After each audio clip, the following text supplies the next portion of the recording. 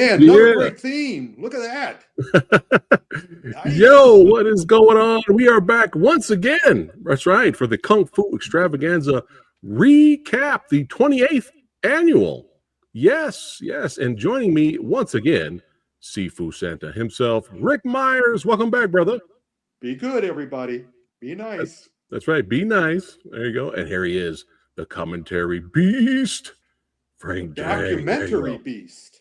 AKA the Comic-Con VIP. Yeah, I like that documentary beast. That's right. I like that. Oh, I see you get the Comic-Con shirt. There you go. There you go. I got my little. Rick has a Comic-Con shirt too. Got my little Comic-Con name tag in the back there. The table tag. Oh my goodness. But we had a blast. It's always epic and awesome every year. And you guys watching right now, thanks again for tuning in. You guys are going to get a little sneak peek of the event. That's right. Interviews, some clips, some trailers, all that good stuff. We got Jake Hall in the house. What's up, Jake? A lot more than a sneak peek. You're going to get behind the scenes. We're going to tell you everything that went on. Yes. We're going to do it reaction video style, adding our commentary. Yes. Lizard King, what's going on? He says, good evening again, gentlemen. Good to see you. Sorry we were late. Yeah, sorry about that. It happens. There's a reason that in all 28 years of the Comic-Con, only I have been at all of them. Because I'm the only one you can depend on. Frank, man, he's throwing shade, man. I'm just telling the truth. But hey, I was in absentia for a few years, so. Yeah. Hey, it's all good, but we're here to start the ruckus. But we had an awesome plethora of Well Go USA clips to show. Rick, you want to talk about that before we look at the event? We'll do it when we get to the moment in the show. I mean, basically, we should show them the show as we lived it. And when we get to the Well Go clips, then I'll talk about the Well Go clips. Well, there's only one Well Go clip in this video. And I believe there's two. Oh, okay. Yeah, we do have the two. That's right. All right, let's go ahead and bring it up here. Reaction video style. Booyakasha. Oh, look at that handsome guy. Frank, you're taking over the show? No, I'm not. No. Here he is. Look at that handsome guy right there. Oh, all right, God. Here we go. Let's start the ruckus. And welcome to the 2025 San Diego Kung Fu Extravaganza with my special guest star. Yay! How's that volume, Rick? Does that sound good? I don't care. Or you want it louder or No, quieter? you make the decisions. Don't ask me to make decisions. Literally been You can go louder. until a couple of minutes ago. There you go. It's been changing. But what is a good Kung Fu Extravaganza without a trailer? Let's start with a trailer. Let's start with a world premiere trailer. Yeah. Let's go. Why weren't you here? Play it! Frank J, everybody! The commentary piece! Stop calling and play it! Unfriendly's closing in fast from the west. Brace for impact. You boys take cover. It looks like he had a lead. Yeah!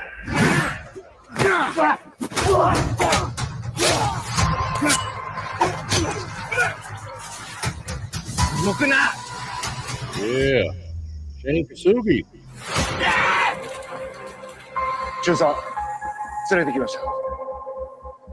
Sleep well. Tomorrow, you die. You die. So the Brits, are they coming to liberate us or what? We have to hope. An example must be made. Ito puts all the people who misbehave center stage. Fight to the death.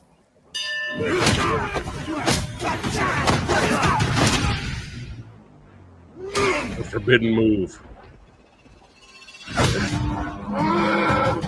You will keep fighting. Oh, I'll keep fighting. You can keep lining up your men. Eventually, you'll just run out of warriors. This is like Butch on the River Yeah. Kung Fu. They're coming. Martial We arts. are at war. Marshall. And 0. We are prisoners of war. There are rules. Only the strong survive. The world. One. Nice. Yeah. So good. We actually show it twice. Well, I know, right? Well. This was Well, quite an not adventure, only this do we piece. have the premiere trailer, sadly, we don't have Scott Adkins. Not this year. Other years we've done it. But we do have the producers. We do have the actor. We have other people. Introduce yourself, gentlemen. Come on, Didn't we come on have? up here. We had a clip of Scott not you. introducing the trailer, didn't we? That is Mark. I'm Mike. Yes, Mike, over but here. ran out of time, Rick. Introduce yourself. Give me your name and tell them what you're doing. Hello, everybody. My name is Brandon Mention. I'm one of the producers. This is Mark Klebanoff, my business partner. We got to leave some Comic-Con. Hey guys, Mark Levinoff here. I'm the writer of the film and one of the lead producers. And Now, originally, these guys Michael were going to come up on Copon stage, played and I gave them a the character in opportunity to the come film. on the stage, and they It's took been an it. experience. I'm also one of the producers with them as well. And yeah, if you know Power Rangers Time Force, of course, I'm Lucas from Power Rangers Time Force and the Scorpion King, Rise of the Warrior, played Matthias. Thank you so much. Nobody's OGP. seen this besides this core group, and we thank you so much. You're the only ones who've seen this trailer. We've actually gone to great lengths to keep images of this movie off the internet. And so tonight, you were the first people to see the trailer. I believe Collider has an exclusive tonight, and then it'll be everywhere tomorrow. But you're the first people to see it. So. Yeah. Yeah. Okay, best story. One more best story before we plow into this. Meanwhile, because The I'm best standing story is there and that I'm we looking at finished all it, the other guys who are and we're supposed here to be right now to with come you up on all stage, showing backstage, it. going, "What's going on?" I'm going, Sometimes you don't come back. And you We'll did. see. You made this really well. And all of us as Yeah, producers, this was all the totally actors, unplanned. I thank everybody that got involved with this. I'll give you a quick behind the scenes on Scott. You know, Scott's a perfectionist. You know, Scott is like the best thing about Scott. Oh, he yeah. shows up, he's ready to work. He's like, whatever we have to do, we have to work on days off. I don't care. Let's make the best film possible. He cares about his brand, which is great because not all He's passionate. action stars do. But Scott's one of those guys who cares intensely about his brand. Yes. And after we actually did one public screening of the film in Los Angeles a few months back, and I realized, I said, I can't show the film to a crowd without Scott seeing it first. So I sent Scott the movie. And I remember I was walking to a meeting and I got a ding on my phone and I saw it was him, and I saw the you know, like there was a message being left, and then the message sent. I went, oh, this is a 3-minute message. And I went, brace for impact. I go, I'm going to get torn apart here because he hadn't seen it yet, you know? And I got a message from him and he said, mate, he said, I normally only watch my movies once. He said, I've watched this 4 times in a row. This is fucking great. Whatever you need. So that was after the hell that we went through to make this When is it coming movie, out? that was one of the best points, I would say, for us. I have to look at the trailer again. He Yeah. called me after that happened. I know, but and the said trailer doesn't that tell you when it's coming out. Couldn't have been more thrilled. So that was a sticking point. yeah, Well, we're Wilco will happy take care of it. because we know Scott, who is, you know, the core of this movie, is extremely excited about this film. And so, Awesome. And now all we have to do is also watch it 4 times each. And we can get more stuff coming in. Gentlemen, you are now honorary September members of 19th. the Extravaganza. Okay. So Thank you so welcome to much. the club. thank you. Appreciate it. Thank you. I appreciate all of you. Thank you, guys. You have a story, or? Huh? You carry on. Never mind. Well, I would just say I will say that one of my favorite memories is actually the stunt guy when Scott and I are coming around the corner. He took the biggest hit out of any stunt guy I've ever seen in my life. And Scott was saying that he does the spin kick and literally kicks him in the face, and he took it like a champ. So when you see that movie, when there's an important part of it where this guy gets kicked. So that was a pretty awesome moment. And just seeing the crew and the experience for me, I'm half Filipino, so being in the Philippines, so my Filipino tribe tattoo. My dad's from Cavite, so it kind of runs deeper when I was talking to Mark. The first one I did there was with Danny Trejo. It's a film I wrote, directed, and produced and starred in called 1521. And, for me, that was like a first time. This was the second time. And it was like, wow, this was like a cool thing just to see, where my dad came from. And now I'm there making. He's in the film too. He's in the. Oh yeah. Oh yeah. For me, it runs a little bit deeper. Dad? Me bridging that No, gap between he is. Hollywood. He's in the Prisoner of War movie. Yeah, there were challenges, but ultimately it was a great experience to be there on set with these guys as well as the Filipino crew that a lot of them did, bend over backwards for my producers and everyone else as well. So, and that was a great experience. So September 19th, you guys, if you love Scott Adkins There you go. movies, and this thing is nonstop fucking through the roof action from scene 1 to last scene. Nice. We love the movie. We hope you will too. That's it. Right. Well, now we have the new recruits to the Extravaganza. Let's bring out the steady core of the Extravaganza. We're going to start with the commentary beast, Frank Jang. Again. Not again. His exact twin. And of course, the king of media frenzy fans is Preston Downey, aka that PhatSamuraiGuy. Who let this guy in here? Picks up Frank, throws him onto the table. They're all family. What do you mean out there? Out there. We don't have friends, we're family. That's my Fast and Furious reference right there. Let's bring our old buddy. Come back. First time in a while. It's Chris Mancini. Hey. Well, the producers were supposed to stay there. They said they would stay, himself. but they got up and left. Yeah, but where could they sit? Speaking of Well, oldies, but I don't know, but they said they were going to stay. King of YouTube Kung Fu. Eric Jacobus. Yeah.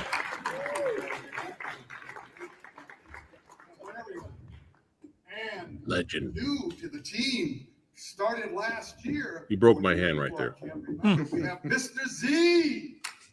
Mr. Z. Representing Instagram, TikTok. And of course, Angel Robbie. Hey.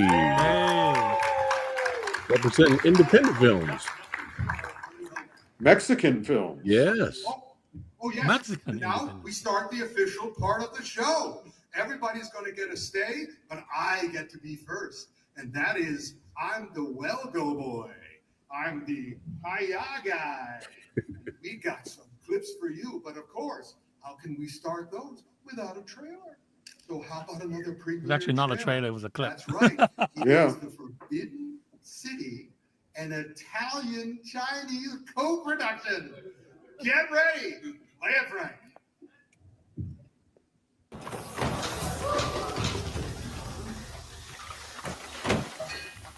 The audience really loved this, man. They dug it. Yeah, We all did. we all did. I remember the first time I saw it, I was like, oh, this is like ballerina. Oh. I love the picture. Only different, she knows Kung Fu. Yeah, yeah. Anna doesn't know Kung Fu. She only knows Tom Cruise. Would you piece it? Play it. Oh, how does he know? Was he there?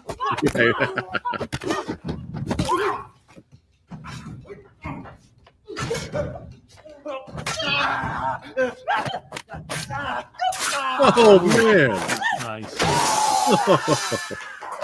Cheese grading. Nice.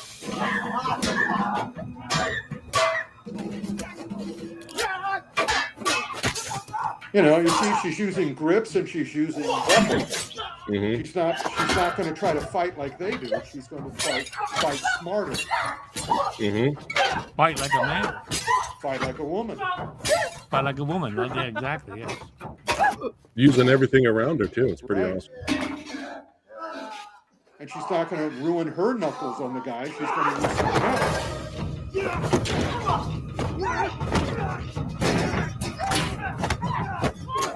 Yeah, there you go.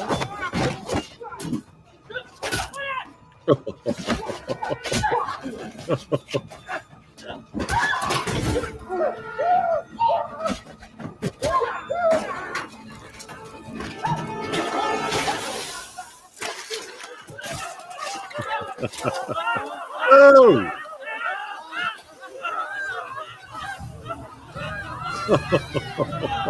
Why use your kicks and your punches when you can use boiling oil? Yeah. My segment actually had 2 world premieres too.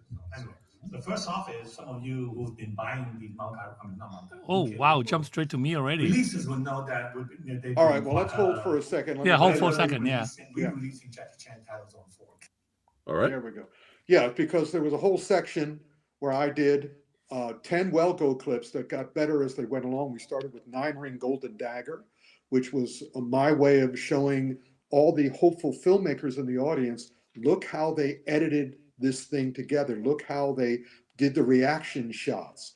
And look how they took 2 female actors who were playing sisters, and looked how they filmed them in such a way they brought in emotion and they brought in a style. So it wasn't just the standard martial arts fakery.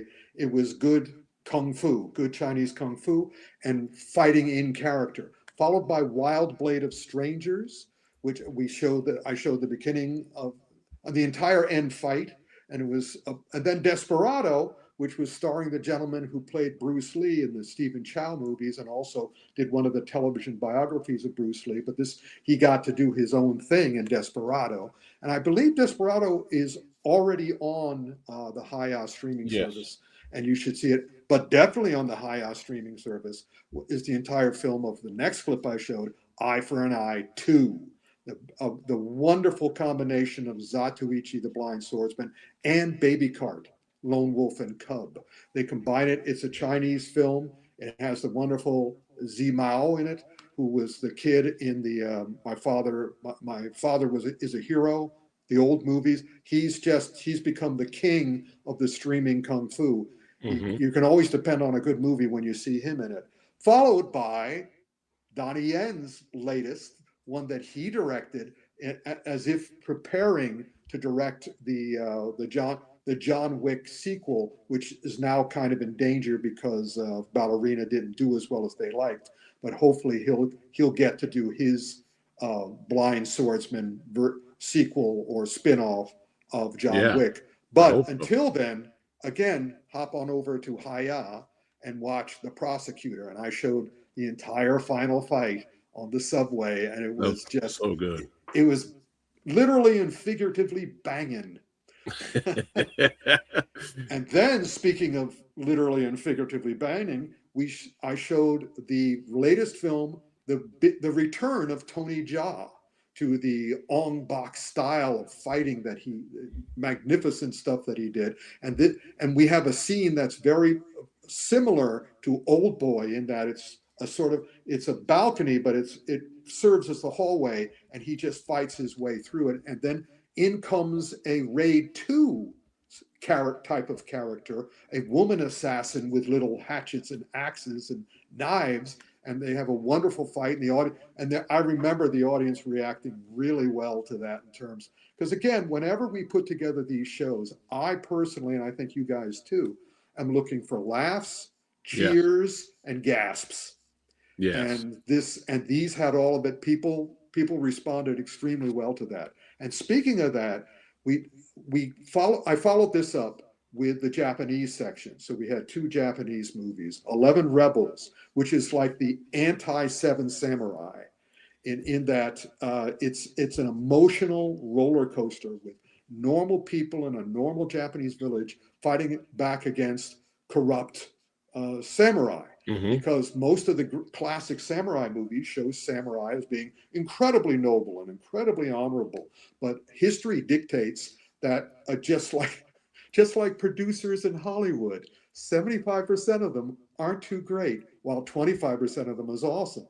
And this is a movie about some of the 75% who are not really great people and take advantage of the people they are controlling, and what happens to normal, good people when that sort of thing happens.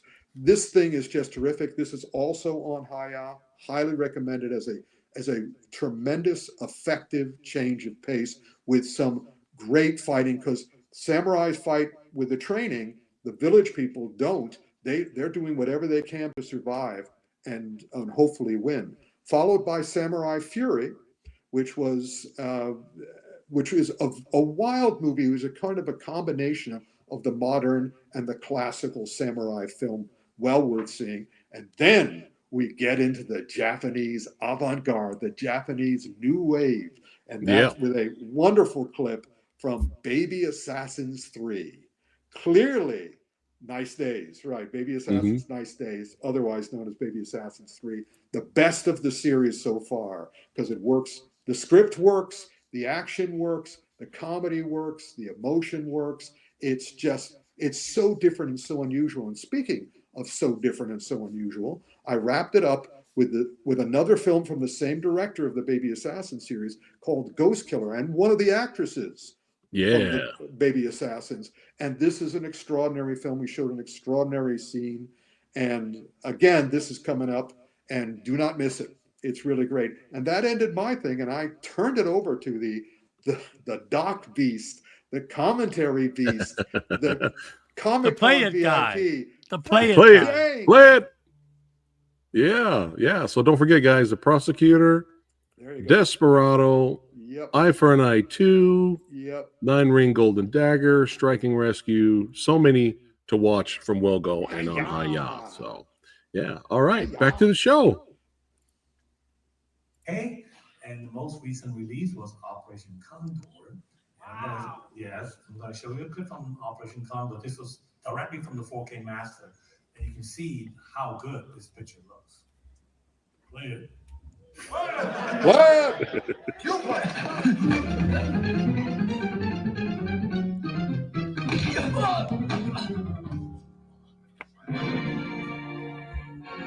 For anybody who wasn't there, Play It became our little gimmick. That was our thing. Repeated code word.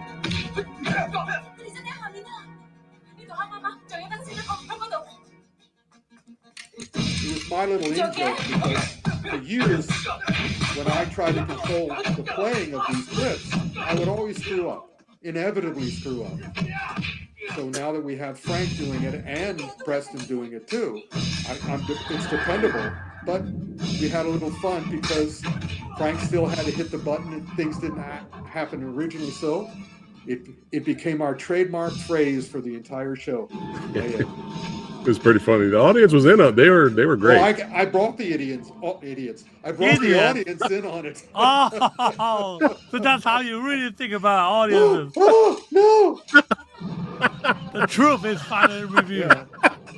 It was like a concert. I would have one side of the audience say it, then the other side of the audience say it. By the end of the show, the audience took over.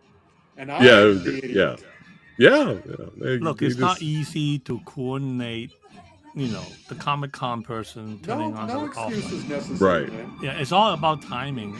And sometimes it just, I kind of have to give myself a little time for them to turn off the light before I start. Otherwise, you miss the first few seconds, Well, but then that, of course, gave the impression that I haven't played it. well, that's what's so great about Play It. They could get involved and make them laugh rather than shake their fists. Yeah. Well, the audience was loving this clip, Frank. And you guys that are watching right now, you can't tell because it's Comic-Con footage, but the 4K picture quality is phenomenal. Like, I will be buying this. Yes, because we did show this clip years before when Vincent was there physically. He was there on stage. Yeah. And we showed the clip already, but this thing was like so much better sound, so much better the color, picture. Yeah. So much better amazing. Color. Yeah. Even with this Comic-Con footage, you can see how sharp the picture quality is, and just the color grading. I can tell you, 88 Films really. They just told me that they won't accept the latest color regrading for another Jackie Chan film that's coming out in 4K. They said, nope, we're not satisfied. We're going to regrade it. It's like wow, amazing. I mean, I knew they started working on that title.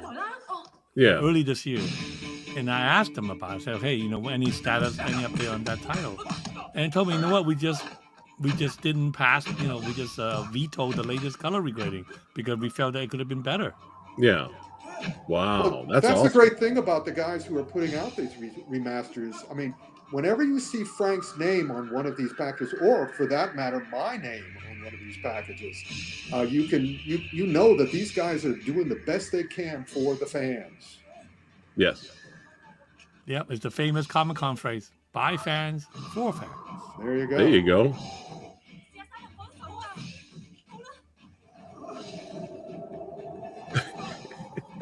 And by the way, the staff here who's been this, we've worked with this staff for many years. The guy working the sound, the guys working the room, and they were just awesome.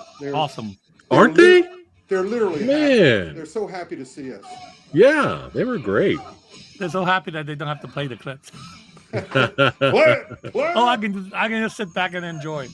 Yeah. As a matter of fact, unheard of, because the lighting on stage was a little weird. I mean, they were having the same problems that you were having, Frank, in terms of a delay. So the guy who ran the room, he's basically the room manager, came up to me afterwards and apologized. Oh, wow. No apology required, man. I Yeah. mean, you guys did amazing. You always do an amazing job. Yeah. Yeah.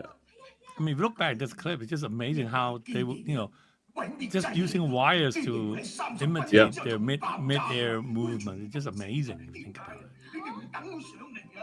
It's got to go down as one of the greatest action comedic set pieces of all time, right? Well, Frank? Jackie calls it his third best. He told Vincent that this is his third best that he's done. After what? Police Story and what? Drunken Master 2? Naturally, Jackie didn't tell him which were the first two. Okay. So he can change his minds if he wants to. Look at Vincent throw down, man. Yeah. He's vicious, man. He is vicious. And to think that this whole fight just took them 38 days to shoot. Insane. Yeah, after waiting for like 3 months. Mm-hmm. I mean, as you pointed out, Frank, and I pointed out, the interview we did with Vincent for the show is different than the 2 interviews that are on the Blu-ray. Right. But he talks all about the incredible, and of course, the amazing experience in this sequence where Vincent broke his skull. Man.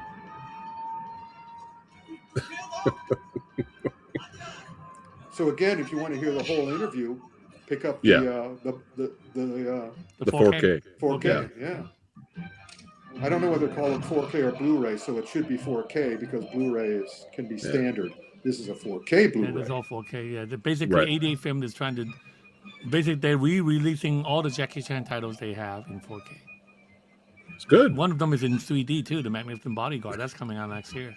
Cool. That's 3D because that was released as a 3D film, and so the audience will release it as a 3D Blu-ray. The audience is busting up right now watching this. Time so again. Good. I always called these poor girls. I mean, the movie is not perfect. It's flawed because Jackie went through so much to try to finally get it made, and there was so many problems with it. And so here, as I said, basically, he treats his female co-stars in this like they all shared one brain. There's also a homage to those screwball comedies like the Bob Hope stuff. Yeah, because he was tired. He was tired of doing the same old stuff. That was an alternate shot of when I can't remember whether Vincent. You're Frank. Vincent broke his skull on the previous shot of him hitting the wall or this shot. But was that somebody else that hit the wing first and then hit the wall? No, because you could tell if it was a stuntman because nobody's as tall as Vincent. Right. Because that was pretty brutal too. Classic. Hey. Of course, Vincent Lin. And for the release of the 4K, he actually did not 1 but 2 interviews for the 4K release by the 88 film. But he's also kind enough to do a Comic-Con exclusive interview with Rick just for this release. So there it is. Look, everybody, look! It's that guy who was in the wind tunnel. The guy that Jackie Chan was throwing all over the wind tunnel. Here he is. He's with us now at the Comic-Con. Say hello to everybody, Vincent Lin. Hello, hello, hello. This is a Now, hello. everybody say hello to Vincent Lin. There you go. Hello. Thank you very much. Now, Vincent, Yeah. boy, this movie, Operation Condor, this is the gift that just keeps giving. I mean, it does. Yeah. It's a strange thing. I can't quite figure it out, but hey, I'm not going to complain about any.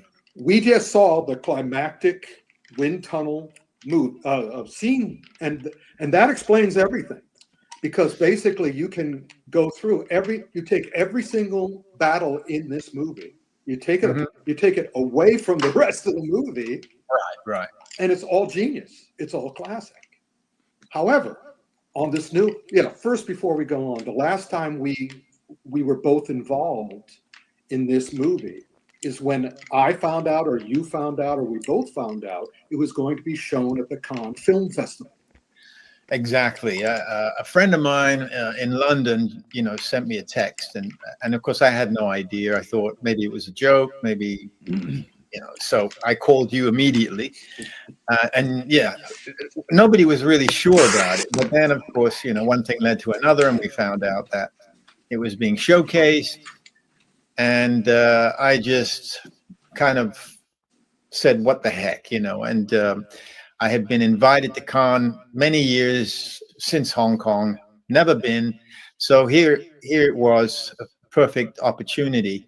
And, another thing to check off my bucket list. And so for the film to be showcased at Cannes last year, I kind of took it upon myself to go. And the crazy thing was, as you know, try to get a hold of distribution people and and couldn't get a hold of anybody. So I figured, I'll go anyway. And it wasn't until I made my connection in Amsterdam that, after contacting all these people, I see on my phone emails from the distribution people who came in from Paris and Hong Kong and said, "Oh my God, this is amazing, you're coming." I said, "I'm arriving at such and such." So they picked me up, and yeah, it was an incredible event. It was really surreal. Yeah, I can imagine at Amsterdam, everybody goes, "That's Vincent Lin." That's Vincent Lin. It's really crazy. And it got more surreal because what was even insane was, here there were like 2,000, it was sold out on the beach in Cannes, 2,000 sunning deck chairs were all set up. And so, I don't remember his name, but the Chinese gentleman from Hong Kong who kind of put this whole thing together. And I said, what happened to the main man, Jackie? I mean, I don't want to take all the glory here. So what they did is they called him, and he answered, and he said, "Hey, do you know that your film is playing?" He didn't even know that it was playing at Cannes. I should have told him. He was in Montreal finishing up, the Karate Kid Legend, the one that just came out. So he didn't even know. So, fine. So I took all the glory. It was really great, speaking to the audience and all that. So yeah, that was great. But now, folks, all the hundreds and thousands of people here, they're all going to go get your new Blu-ray edition.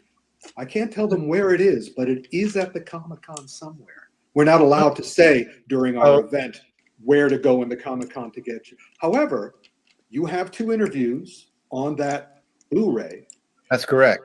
So all these people, all these lovely people will hear everything you have to say in those 2 interviews. So my big question is there anything you can remember about the making of it or the entire Operation Condor experience that you didn't say or didn't tell on those 2 interviews? That way we can have an exclusive. It's interesting you ask.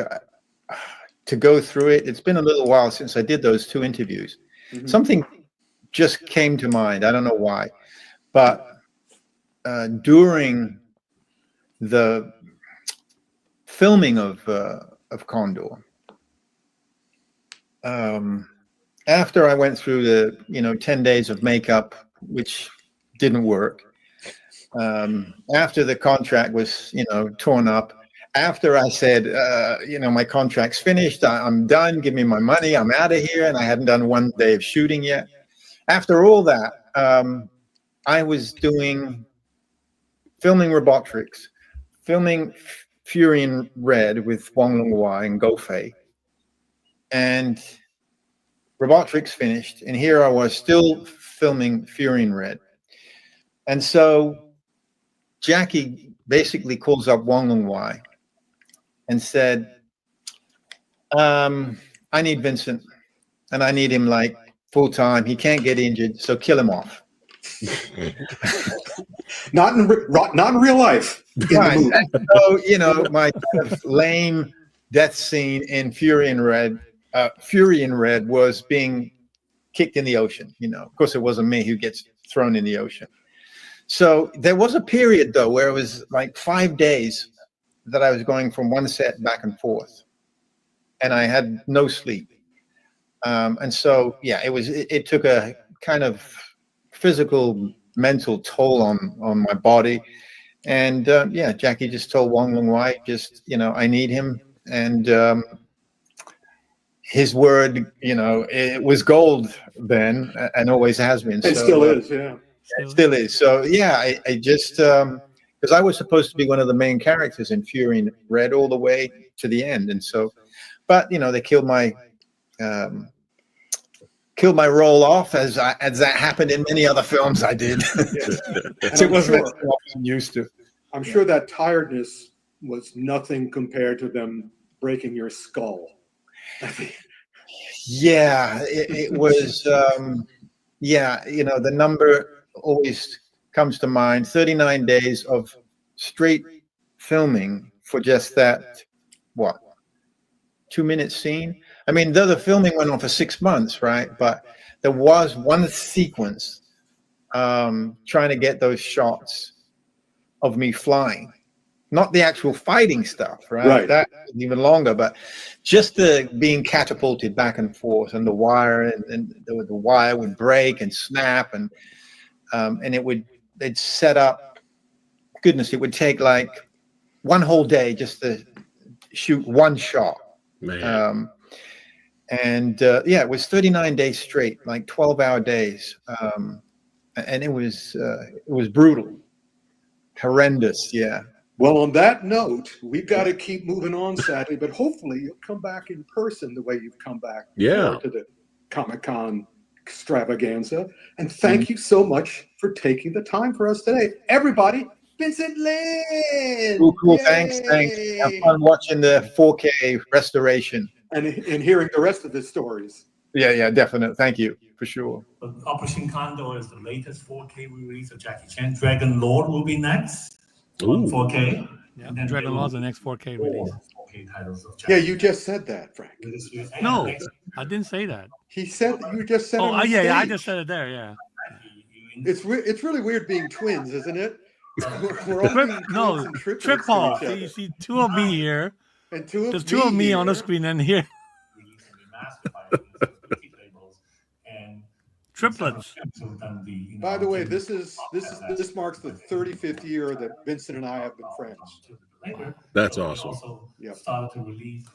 Well, 30 years since we've been friends, right? Right. Yeah. I've known you since '96. Well, I don't remember these things at this point in my time. Look. Here we go. We got the audio message here. Oh, wait a minute. That's the. No. I've got it here too. I've got it here. And you have the extended one, right? Yes, this is the extended one. Well, let's play this. Let's play the short one just so you can hear the audience's reaction. Yeah, but then Then I'll come back to you. Play it. I'm going to try. Do you know how to?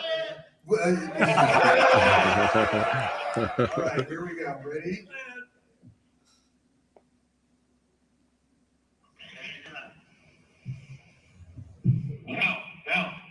Now, yes. Ready? Yes. Is it on? This is a master Tadashi Yamashita, aka Bronson Lee, to all my friends at the Kung Fu in the San Diego Comic-Con. I hope you enjoy the karate. Goodbye. Yeah.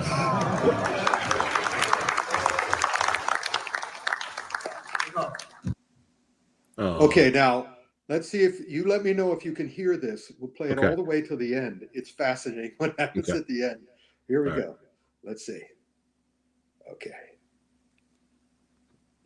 Oh, wait a minute. Okay. Now. Yes. Ready? Yes.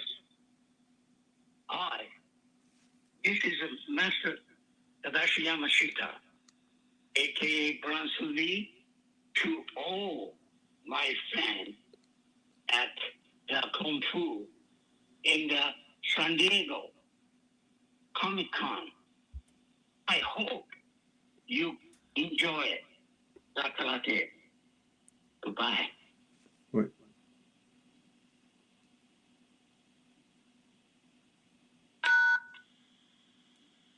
You need more? No, that should be it, I guess. Yeah. All right. It's okay. It's okay. Hang on.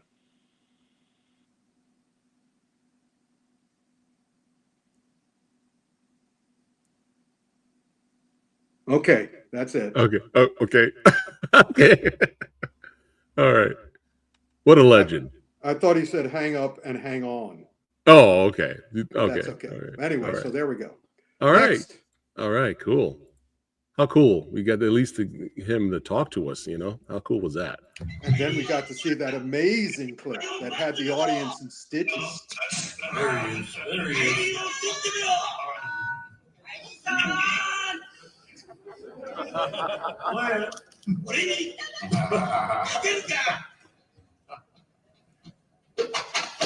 Oh, yeah. This Yes. is amazing.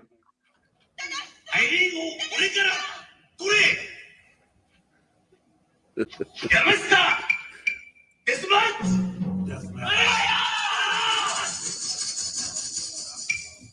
is for the last film, Zakaraju 3.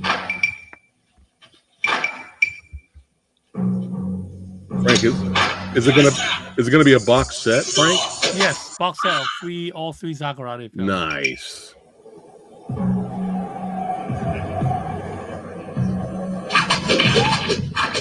Frank, are all his movies as cartoon-like as this one? Say that again? Are all his movies as cartoon-like as this one? I think part one is a bit more serious. Yeah. Okay. I mean, that's it's really like typical of the 70s Japanese fights, like the Son of Chiba stuff that you. Well, yes and no. I mean, this guy's performance is right out of a Roadrunner cartoon. Yeah. Maybe it's that guy. Lots of swingy arms. Yeah. They maybe wanted the folks to be over the top, you know, like Michael Woods.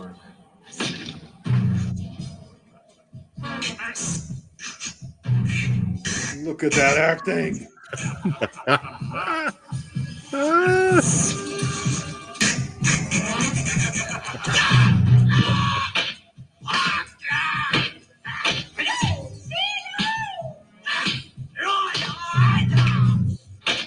But yeah, I mean, these films look really like they've never looked better, you know. Yeah, the picture was really good. Yeah, there's gonna be like commentary on all three. Some video interviews. I know Michael Worth handled special features on these, so. Oh. I know for sure there will be commentary on each one of them. I think Dashi's on one of them. Serving face.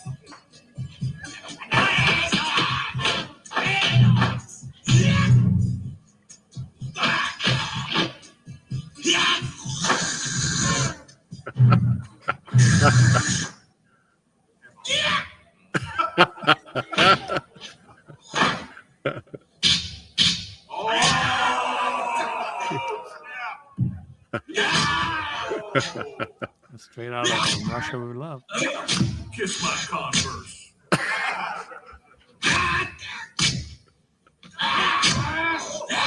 had to throw in a show enough reference.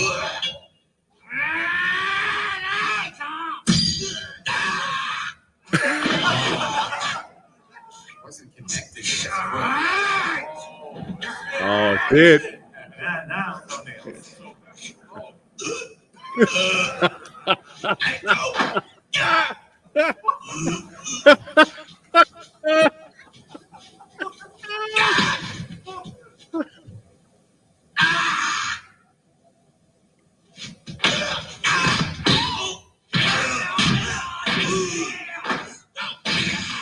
going toe to toe.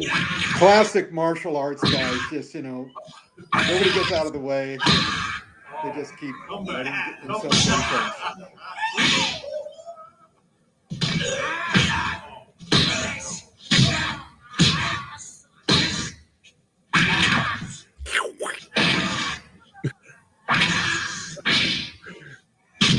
That sound effect always cracks me up. I love the fact that he used his real name as his character.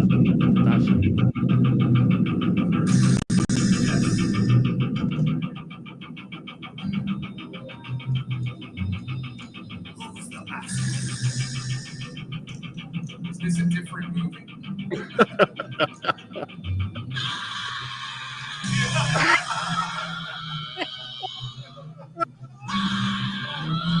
I can just see the director. More. Give it more. Yeah.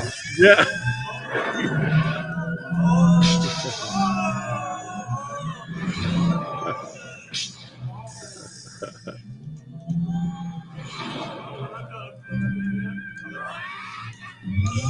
This is the greatest thing ever. Oh.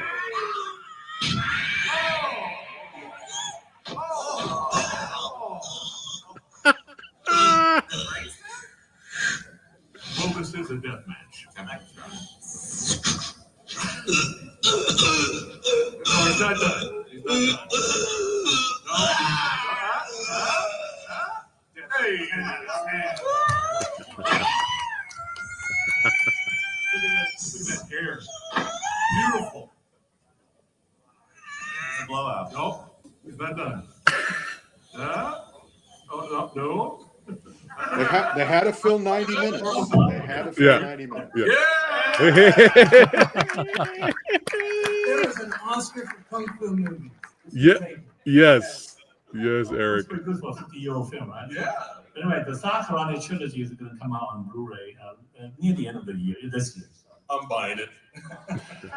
Yes. So, in addition, these are for Japanese, but we also have little independent kung fu film from Hong Kong.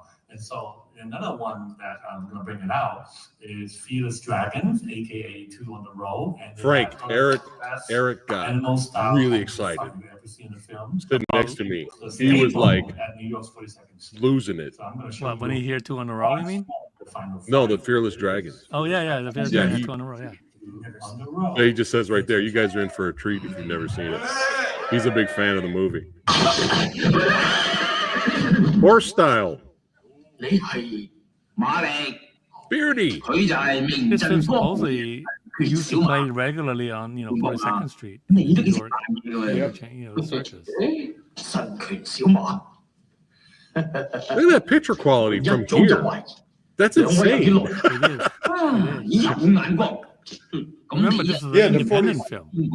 Yeah, the 42nd Street guys wouldn't recognize this.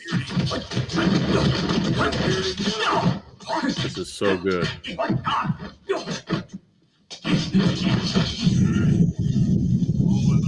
I love it. Well, these are the top 3 fighters in the colony.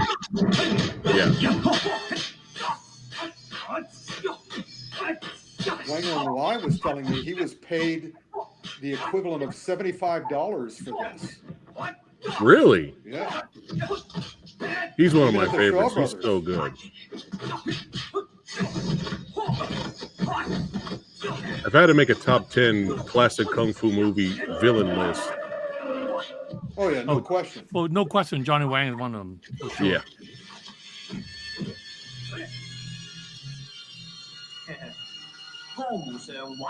Animal styles are phenomenal.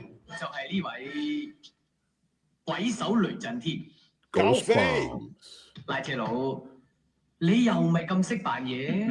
Dragon Fist Ghost Bomb.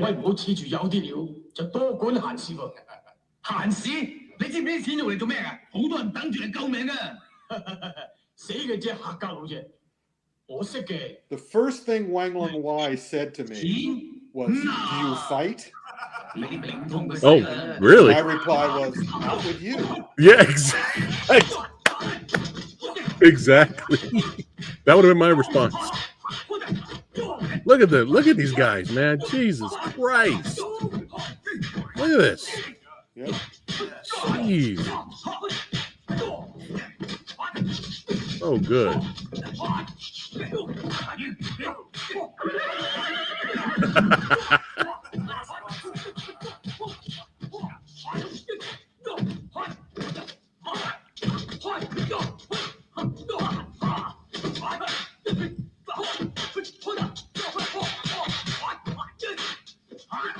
And he was he was still intimidating in modern day movies too. Sure. Yeah. Yeah. Let's go.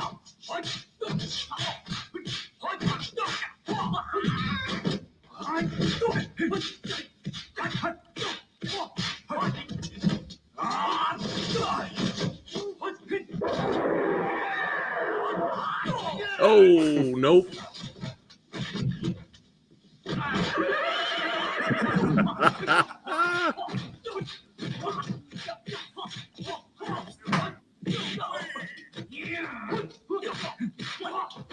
Look at that. Look at that. Jesus. And look at that editing, Phat. You did a great job. Yeah. Yeah. Oh, thank you. Seamless. It,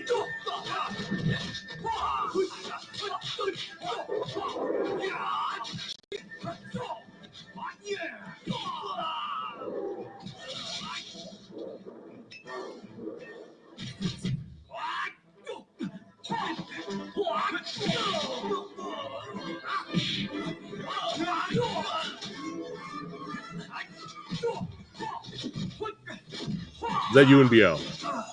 You and Bu. Oh, Jesus. He's coming.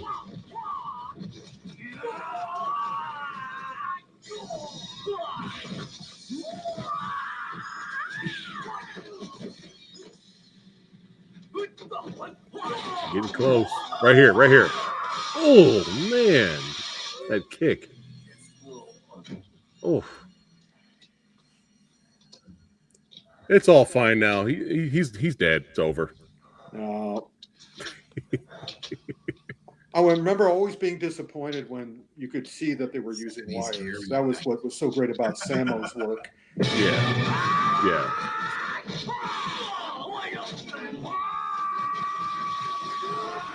Woohoo! Yep.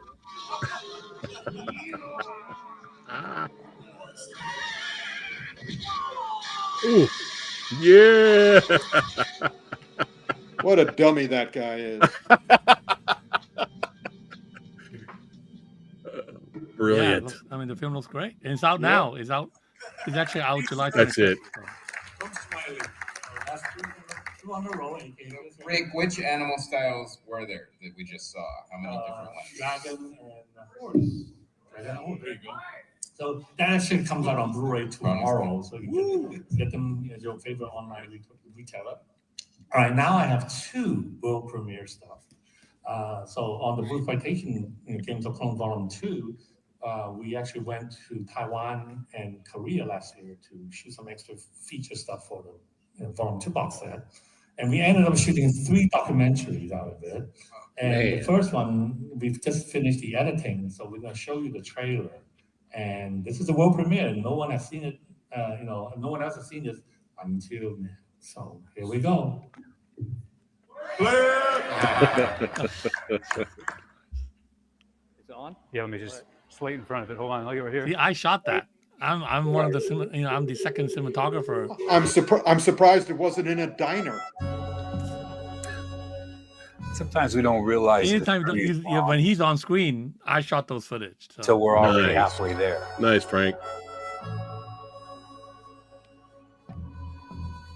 It looks great. I mean, like, you know, when we did this, it was decided that for this one, we're going to shoot it anamorphic, you know, widescreen. So it came out great.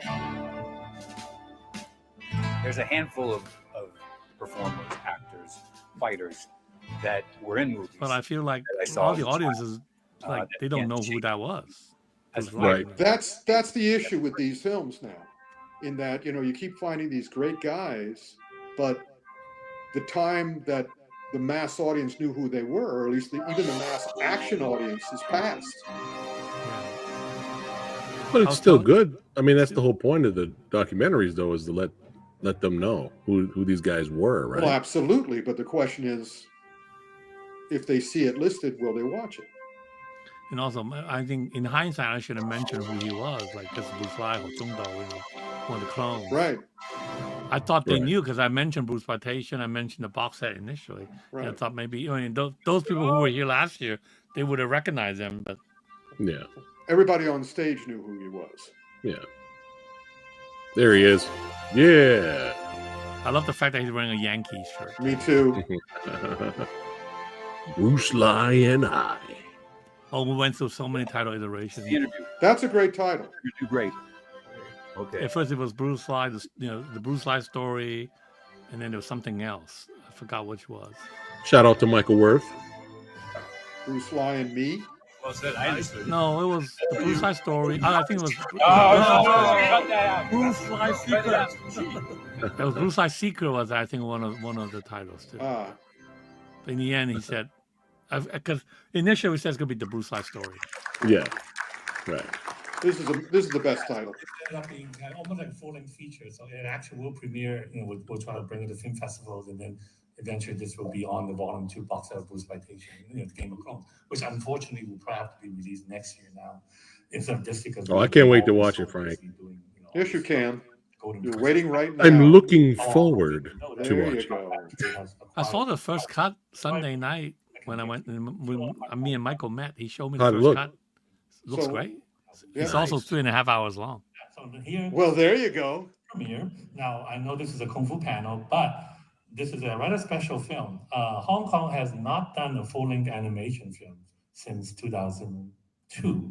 So this is the first full-length animation feature coming out from Hong Kong in 23 years. And G Kids, the distributor who bought all the Miyazaki titles here, has bought the US rights to this film.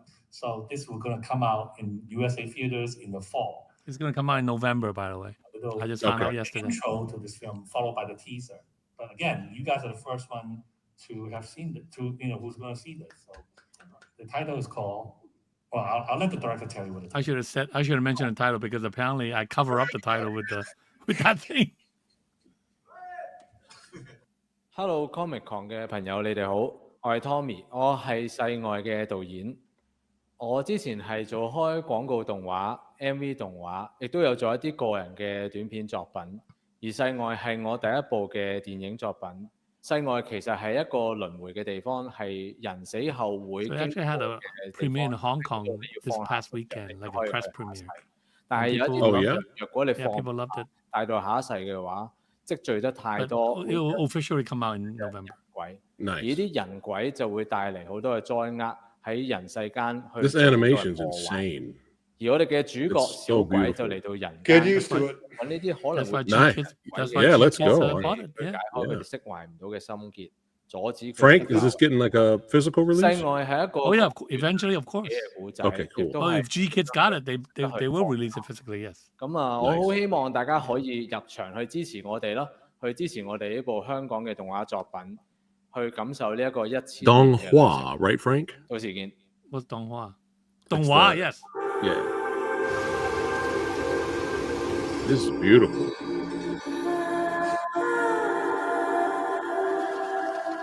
我到底係邊個啊？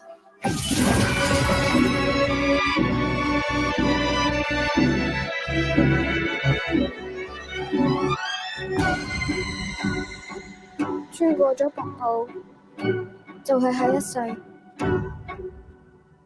Yeah, beautiful. That's great. Go, Rick with the coolest shirts. There you go, from Jim Jams.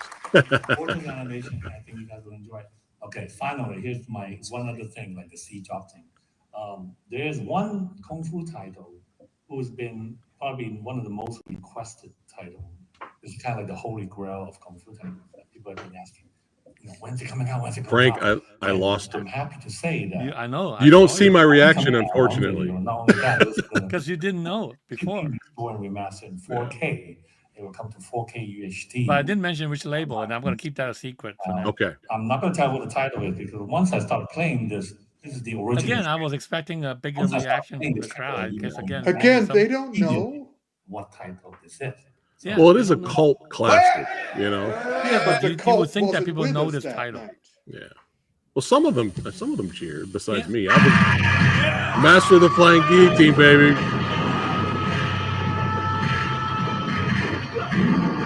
Yes. He comes from beyond time, from beyond the outer limits of your imagination. He's the master of the flying guillotine. He's ready to you hear me, Frank? I'm like losing it. I'm like, yeah, losing your shit. Yeah. With more nerve-shattering Frank, I have this on an old ever seen before.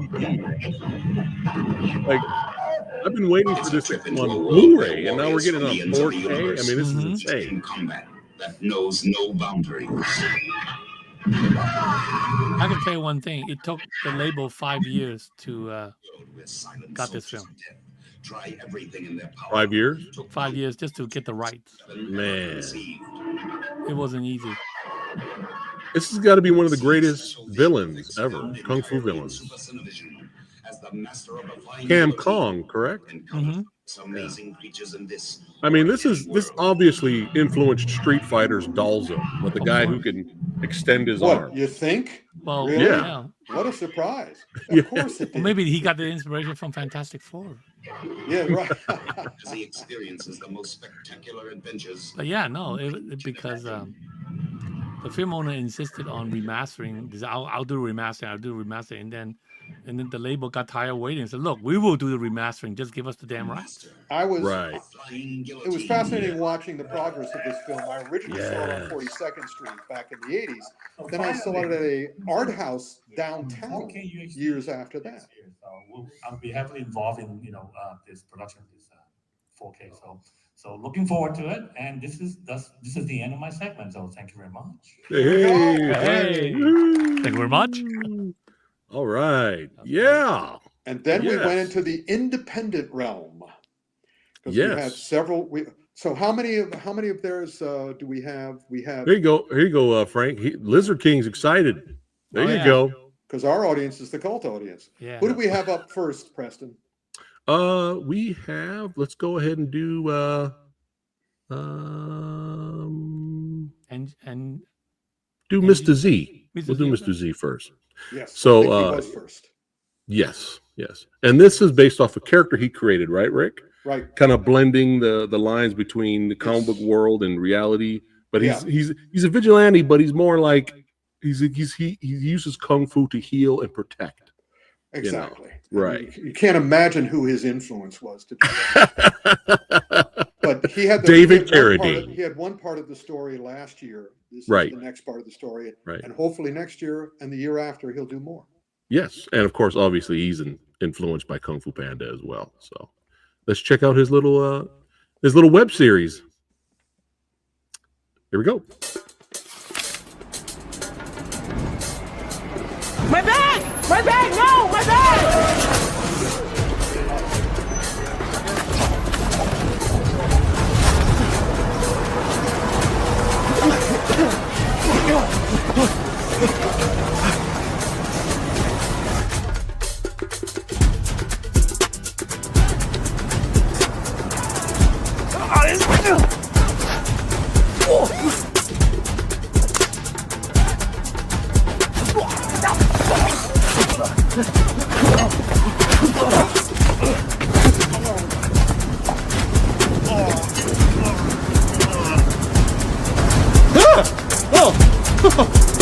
Awesome. Chapter 1.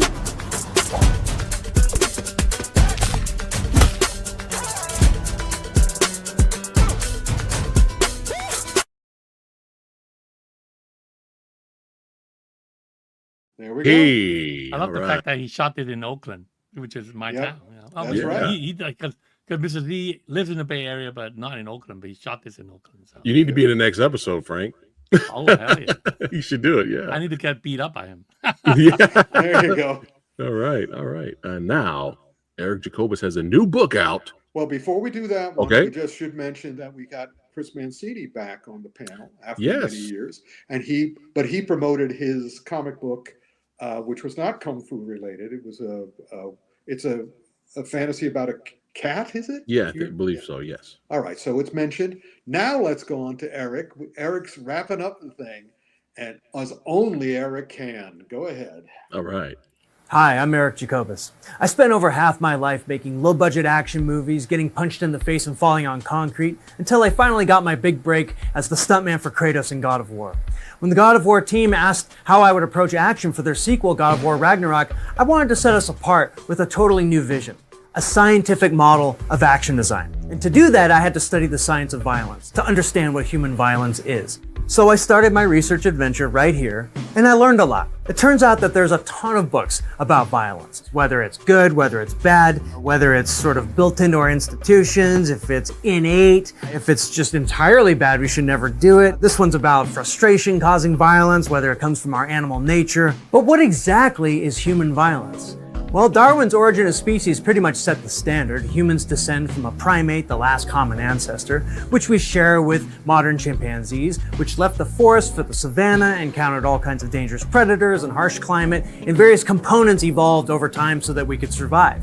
Our language came from ape-like communication, our tool usage came from ape-like tools, and our intelligence from ape-like intelligence. But this approach treats violence very differently. It's treated as a kind of evolutionary stowaway that's stuck around in a lower limbic part of the brain. So by this view, violence just shows how animalistic and ape-like we really are. Okay, but that still doesn't explain what makes it different from animal combat. Well, by extension, our higher component parts like language, religion, and intelligence are supposed to sort of fight off this animalistic aggression. Okay, this is like asking, what's a truck? And answering, well, it comes from a car, which came from the horse and buggy, which kept the wheels and axles, but the steering mechanism got updated. It's usually more expensive. It's worse for the environment. That would not be a definition of a truck. And yet that's exactly how the sciences describe violence. So by a weird kind of process of elimination, I set out to build a mechanical definition of human violence. And turns out, surprise, it's nothing like animal combat. Also know combat is only interspecific kind-on-kind combat, not predation. The first major difference is that animals only use their natural weapons in combat, but humans use objects. And this is surprising because animals do use objects to acquire food, but it's like they're firewalled from using objects in combat. Second, animal combat tends to be non-lethal because their weapons are paired with their defenses, so it's frequent and safe for setting the hierarchy. But in human combat, simple rocks can break bones and sharp sticks can pierce skin and organs, making it more lethal. And last, animals know exactly what the weapon is going to be in combat, but humans have no idea. Look, try and guess what weapon is behind my back. You can't. All you can do is try and assess my gestures or signs or eye movement to try and figure out whether it's a knife or a gun, nunchucks. Oh jeez, these things are dangerous. Maybe it's my Acheulean hand axe. Or maybe it's a book, you don't know. Or maybe I don't have anything. You don't know what I'm bringing to the fight. You don't know how the weapon might change during the fight. And if I say I give up, I might come back with a bigger weapon or more people. The weapon doesn't even have to be present. Just the thought of what might be there is enough to make your mind start spinning with possibilities. And this is why human violence escalates in ways that animal combat never can. And this escalation lends to its apocalyptic nature. If we act too fast, we might be wrong, but the longer we remain in this game of tactics, the more we escalate, and the more dangerous it becomes to us and everyone else too. This mutual anticipation traps us in this never-ending battle of tactics. I'm anticipating you, anticipating me, anticipating you, without any certainty over the weapon, or if there even is one. This mutual nesting lends to what I call the recursional aspect of violence. Now, unlike animal combat, which is not a crisis to animals, human combat is a crisis to us and to everybody else. Perhaps it's the worst crisis of all. Clearly, it's different. So what is it? It's actually very simple. Human violence is reciprocal object-based aggression, or ROBA. That's it. That's what's different. Why haven't any of you written this down? So either you're an animal and combat is a closed loop system with clearly defined non-lethal weapons, or you're a human and the combat loop is wide open. Anything can be a weapon and anyone can be a threat. Now, since apocalyptic human combat's not exactly good at setting a hierarchy, we obviously need better ways to do this. The component features approach says that our higher components, like intelligence and language, evolved to help us survive the harsh environment. And a secondary function is that these can also be used to combat our animal aggression. Now, I call this the bottom-up approach to understanding humans. But this bottom-up approach has failed to describe violence in a mechanical way. So I have a different approach, the top-down approach, which basically flips the script. If Roba came first as the prime differentiator between us and animals, then the environment was far less important than we've been led to believe. Instead, we had to figure out how to survive each other. This apocalyptic violence ripped a permanent black hole into human relations. But this same power can generate equally infinite recursive forms like lithics, kinship, sacrifice, art, language, all the things that make us human, which emerge specifically to defer Roba. Violence is no longer some stowaway, it's our operating system, and it's up to us to figure out how to use it. We have to reformulate Roba into language, into sacrifice, into art. We have to choreograph fight scenes. We have to make God of War Ragnarok or the world will end. And so we got the contract, and we've been in business ever since. If you'd like to know more, I invite you to read all about it in my book, If These Fists Could Talk, a stuntman's unflinching take on violence. You can get it on Amazon in both hard copy and ebook format. Give it a read. Let me know what you think.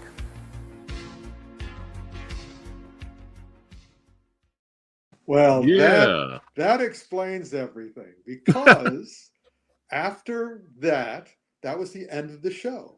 But we still had a couple of minutes left. So I did what we always do, which is I opened up the audience for questions. And nobody asked a single Nobody question. asked any, but now after watching this myself, I understand why.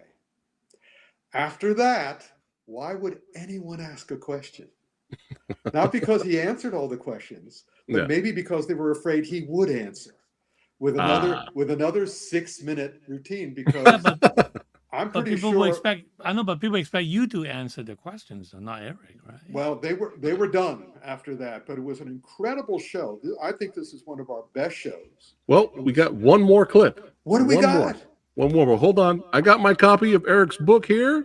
That's right. And he was nice enough to autograph it. I don't have it. What the hell? Well, I'm special.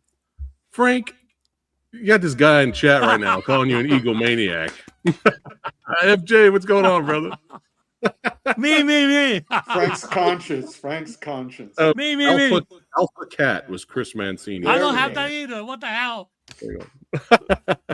All right, but yeah, one more. Angel Brophy. Rick. Oh, Angel. Yeah. Oh, the awesome Angel. Let's see him. Awesome Angel. Yeah. Well, Angie. So this is an indie film he made, a short film, and it's based off a character who's dealing with loss. She lost her sister, but she's just out on her route delivering packages, and then she sees a girl get kidnapped, and then she discovers a trafficking ring, and she goes in to try to rescue her. So let's see a little clip of that. Here we go.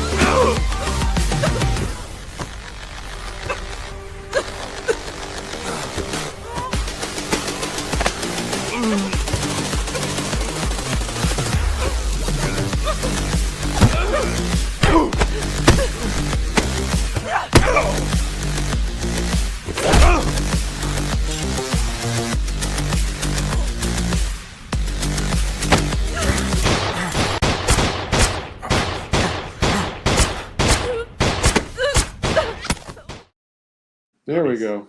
Yeah, there we go. And end tonight's event on some action there. Yeah. Yeah. And when we going to get FJ at the Comic-Con? Rick, get him on the panel. Come on, FJ. That's up to him. Come on, man. Next year, brother. You know what? He told me, I don't go to Comic-Con. Yeah. That's right. That'd be fun. I used to see him there all the time with his assistant. In his big production days. "Quote unquote" assistant. So, yes, All right, indeed. all right. Well, Rick, before we wrap it up, is there anything you want to say before we close the show? No? Well, it was a great. As what I say what I always say to everybody at the end of the show, when I ask for questions, and if they don't have questions, then I go, well, be nice, be good, and I'll see you next year. There you go. There you go. Frank, anything else? I just want to mention quickly, I know after a person, oh, here goes another egomaniac moment. But there you go. So, my Bruce Plantation documentary is a gift that keeps on giving, because we're going to have a free screening of End of the Clones of Bruce on Saturday, August 30th at Cal State University, Dominguez Hills. Free screening. Nice. I'll be there. I'll do Q&A with the Hong Kong Cinema Cup guys, Kenji and the other guy with the mohawk. I forgot his name. Nice. So it's Kenji and the other guy with the mohawk. So they'll be moderating the Q&A with me. It's like I said, it's a free screening. I'll post the info once that's available, but it'll be August 30th at 2:30 p.m. at Cal State, Dominguez Hills. So, all right. Copy that. Thanks, everybody, for watching. Don't forget to like, share, and subscribe to the Old Samurai Guy. Click on the links below so you can follow Frank Jang on his documentary filmmaking journey. That's right. And follow Rick as well. And we'll see you guys on the next one. Keep watching them Kung Fu and martial arts movies, baby. Thank guys. You guys, Thank you. You guys take care.